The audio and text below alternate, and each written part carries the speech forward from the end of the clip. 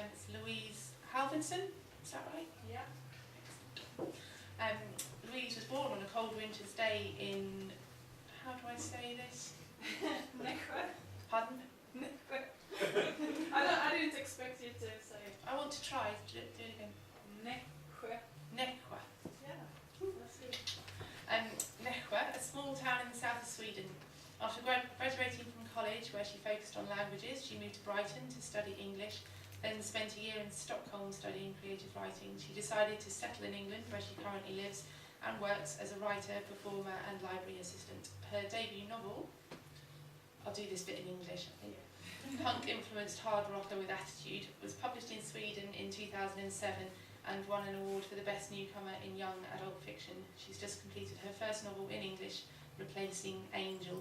The image has been done by Chloe Penny, who, quite normal for her, she hasn't actually sent me a bio, despite my quite persistently asking her to do so. She's just busy in her head, I think, quite often. If we could welcome onto the stage Louise.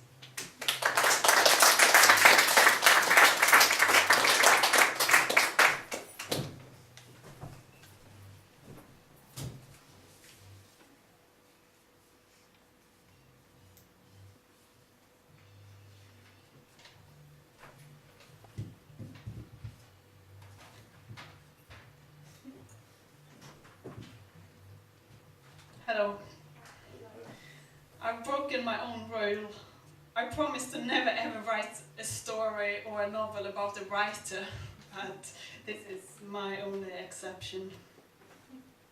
It's called Steal from the Rich and Give to the Poor.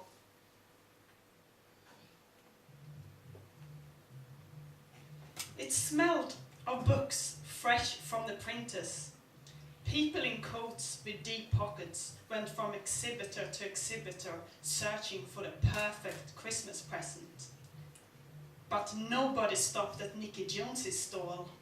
She had signed a deal with an independent publisher that could barely afford a square meter of space at the fair. It didn't matter that Nicky had a picture on the dust jacket of a novel. People didn't recognize her. She wouldn't be invited onto any talk shows, like reality TV star Lorraine McKean. It didn't matter that Nicky had written about a teenage girl who got harassed at school because she dressed like a boy and started a recycling campaign.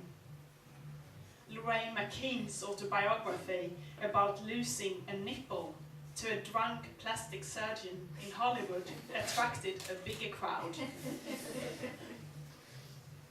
Nicky glanced at the stall opposite. It occupied as much space as a local bookstore and belonged to the most prominent publishing house in the country. Lorraine McKean was sitting on a high stool, fanning herself with a flyer. Balloon-shaped breasts were crammed into a glittery tank top and she wore matching eyeshadow. A cluster of middle-aged women watched her as if she'd solved the climate problem or saved the world from famine. The queue stretched all the way to the cafe round the corner. "I need a break," Nicky said, and left a colleague who was trying to flog a memoir about the 70s punk scene. Nicky squeezed in between two overweight ladies in fur coats. That she was in the queue for Lorraine McKean was as embarrassing as somebody spotting her throwing rubbish in the sea. But the only thing Nicky's mum wanted for Christmas was this book, and to get it signed was a bonus. Nicky had thought about faking Lorraine McKean's autograph, but her mum could detect lies. Nicky had never learned to hide her feelings behind heavily shadowed eyes and powdered cheeks like Lorraine McKean did. Finally, there was only one third person between Nicky and Lorraine McKean. Nicky grabbed a book from the stack with its pink cover. It looked more like an ultra-thick issue of Vogue than a novel. She tried not to think of all the wasted trees. The fairy lady strutted away on high heels, and Nicky faced Lorraine McKean, who looked as if she expected to have her feet kissed. Just write to Sharon, Nicky said. Lorraine McKean sucked on her gold pen and wrote a couple of lines about being true to yourself. Nicky shuffled away in the Dr. Martens, hoping that none of her readers had seen her.